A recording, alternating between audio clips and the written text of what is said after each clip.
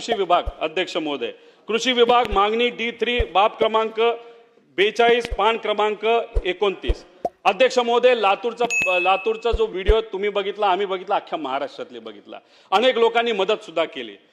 बीजेपीचे काही पदाधिकारी तिथं गेले, शिंदे साहेबांच्या पक्षातले गेले, काही आमचे गेले, सगळ्यांनी मदत केली। एका शेतकऱ्याचा प्रश्न सुटला अध्यक्ष महोदय, पण का मराठी मीडियाली बिचारा त्या शेतकऱ्याचा मुद्दा अध्यक्ष महोदय त्या ठिकाणी मांडला, म्हणून कर्जमाफ त्या एका शेतकऱ्याचं झालं अध्यक्ष महोदय।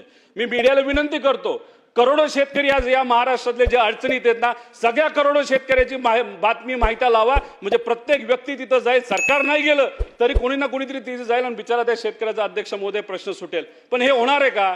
नाही होऊ शकत अध्यक्ष महोदय। हा प्रश्न जर सोडवायचा असेल, या प्रत्येक शेतकऱ्याचा प्रश्न सोडवायचा असेल, तो निर्णय सरकारलाच घ्यावा लागेल अध्यक्ष महोदय। आणि आम्ही म्हणत नाही की आम्ही अशीच मागणी करतोय की कर्जमाफी करा, असं सांगण्यात आलं होतं इलेक्शनच्या आधी, अनेक मोठ्या नेत्यांनी सांगितलं होतं की आम्ही शेतकऱ्याची कर्जमाफी करणार म्हणजे करणार, कोरा कोरा कोरा। पण नाही ना अध्यक्ष महोदय, तसं काय झालं अध्यक्ष महोदय? दिवसाला तिथं 8 आत्महत्या शेतकरी करत आहे, आणि जर काही नेते असं म्हणत असतील योग्य वेळेस आम्ही तो निर्णय तिथं घेणार आहे, आणि 2029 जर योग्य वेळ असेल इलेक्शनच्या आधी, तर अध्यक्ष महोदय आजपासून 29 पर्यंत 15,000 शेतकरी आत्महत्या करतील। मग त्या 15,000 शेतकऱ्याला कोण जबाबदार आहे अध्यक्ष महोदय? मग सत्तेत असणारे लोकच जबाबदार आहे असं म्हणावं लागेल ना। मग आमचं एवढंच म्हणणं आहे की आपण वाट बघायची की 15,000 शेतकऱ्याला आत्महत्या करायची? अध्यक्ष महोदय, निर्णय आपल्याला आज घ्यावा लागेल। शेतकरी तिथं वाट बघत आहे अध्यक्ष महोदय, 25,000 कोटी रुपये आपल्याला लागणार आहेत। दुसऱ्या बाजूला आपण शक्ती मार्गासाठी 85,000 कोटी रुपये देणार आहे अध्यक्ष महोदय। आजचा शेतकरी हा मृत्यूच्या दरवाजात गेलेला आहे।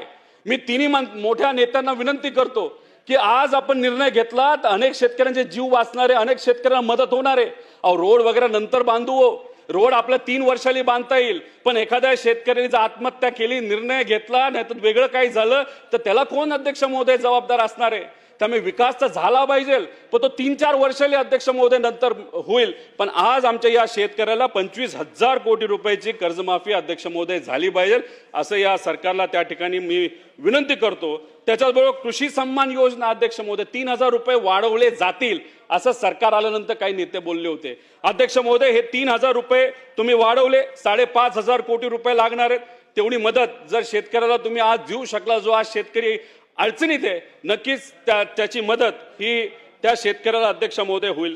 भावांतर योजनेचं अध्यक्ष तसंच आहे, जर मार्केटच पडत असेल, त्यात तिथं ट्रम्प तात्या म्हणतायत की तिथं जे उत्पादन होतं ते भारतात आणायचं, आणि ते आपलं सरकार ऐकणार नाही असे आम्ही अपेक्षा करतो। पण चुकून ते ऐकलं गेलं आणि तिकडचं सोयाबीन आणि कपाशी जर आपल्याकडे आलं, तर अध्यक्ष महोदय जो रेट आत्ता मिळतो, जो परवडत नाही शेतकऱ्याला, त्याच्यापेक्षा रेट कितीतरी खाली जातील आणि आमचा शेतकरी भारतातला अडचणीत येईल अध्यक्ष महोदय। म्हणून भावांतर योजना आपल्याला आणण्याची जरूरत आहे।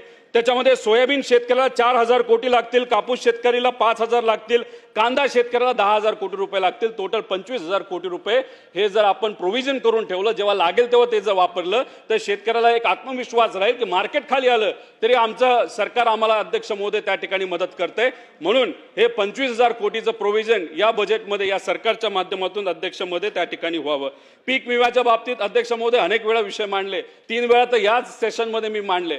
जे 4 ट्रिगर काढण्यात आले, अहो माझ्या मतदारसंघामध्ये 10 कोटी गेल्या वेळेस विमा कंपनीकडनं मिळाले होते, आणि ते कुठल्या ट्रिगरच्या अंतर्गत मिळाले होते? लोकलाइज कॅलॅमिटी, म्हणजे त्या क्षेत्रामध्ये पाऊस झाला, त्यात नुकसान झालं, त्या शेतकऱ्याला अध्यक्ष महोदय तिथं मिळालं। पण आताच्या विमा कंपनीच्या पॉलिसीमध्ये तो ट्रिगरच नाही अध्यक्ष महोदय।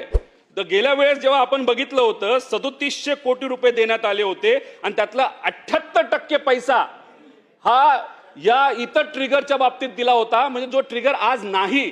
म्हणजे येत्या काळामध्ये, या पावसाच्या काळामध्ये आता काय झालं अध्यक्ष महोदय? पेरणी झाली, बऱ्याच ठिकाणी पाऊसच नाही।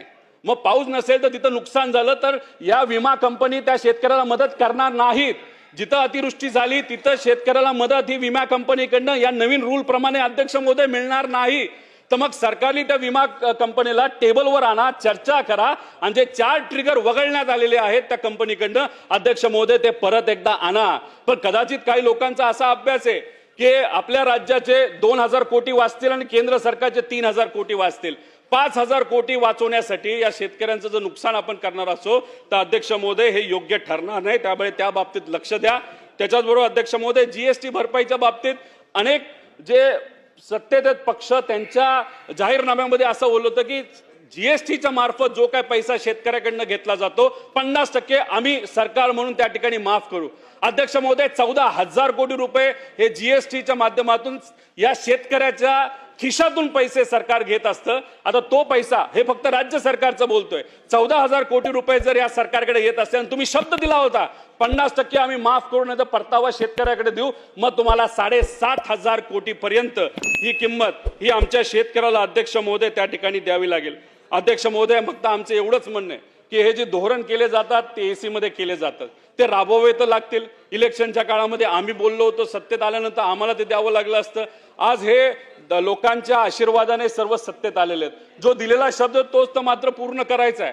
फक्त जास्त वेळ अध्यक्ष महोदय थांबून चालणार नाही, तर शेतकरी मोठ्या प्रमाणात अडचणीत त्या ठिकाणी येत आहे. त्यामुळे या सरकारला मी मनापासून विनंती करतो की लवकरात लवकर त्या ठिकाणी या बाबतीतले निर्णय घ्यावे, आमच्या शेतकऱ्याला त्या ठिकाणी तिथं मदत करावी. त्याच्याच बरोबर मी एवढंच इथं सांगतो, टीव्ही समोर आम्ही बोलतोय, अधिवेशनामध्ये अध्यक्ष महोदय आम्ही बोलतोय, पण आम्ही फक्त बोलतोच आहे. शेतकरी मात्र पावसात जाऊन तिथं आंदोलन करतोय, तिथं कुठेतरी विहिरीत उड्या मारतोय, रस्ते तिथं अडवतोय, शेतकरी रस्त्यावर उतरलाय. पण आमच्याकडं त्या ठिकाणी अध्यक्ष महोदय फक्त काय मिळतात ते शब्द मिळतात. आम्ही फक्त टीव्हीवर आणि अधिवेशनामध्ये मांडतोय. अध्यक्ष, हे चालणार नाही. नाहीतर टीव्हीवर बातमी आली तर आम्ही खुश झालो, विषय संपला. विरोधकांना सुद्धा एकत्रित येण्याची अध्यक्ष महोदय जरूरत आहे. सरकारला सुद्धा विनंती करतोय, मायबाप जनता तुमच्याकडे बघत आहे, तुमच्याकडे पूर्णपणे अधिकार आहेत. तर ते जे 85,000 कोटी रुपये त्या शक्ती मार्गाला देण्यापेक्षा या शेतकऱ्याला आज तुम्ही मदत केली, त्या शेतकऱ्याचा जीव वाचेल आणि अनेक शेतकऱ्यांना अध्यक्ष महोदय त्या ठिकाणी मदत होणार आहे.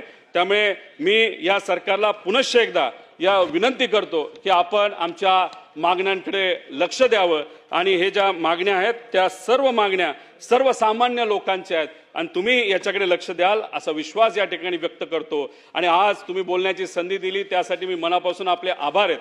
पण मी फक्त एकच विरोधी पक्षाला सुद्धा विनंती करतो की आज आपण सर्वजण मांडतच आहोत, कृषी हा विषय अतिशय महत्त्वाचा आहे, पण उद्यापासून कुठं ना कुठंतरी आपल्याला या शेतकऱ्याचा आवाज ताकदवान करण्याची जरूरत आहे आणि नक्कीच बाहेर आणि आत तो आवाज आपण सर्वजण ताकदवान करू, एवढंच या ठिकाणी सांगतो. आपले आभार व्यक्त करतो आणि शेतकऱ्याचा आवाज हा बुलंद झाला पाहिजे असा विश्वास या ठिकाणी व्यक्त करतो आणि थांबतो. जय हिंद, जय महाराष्ट्र, जय किसान.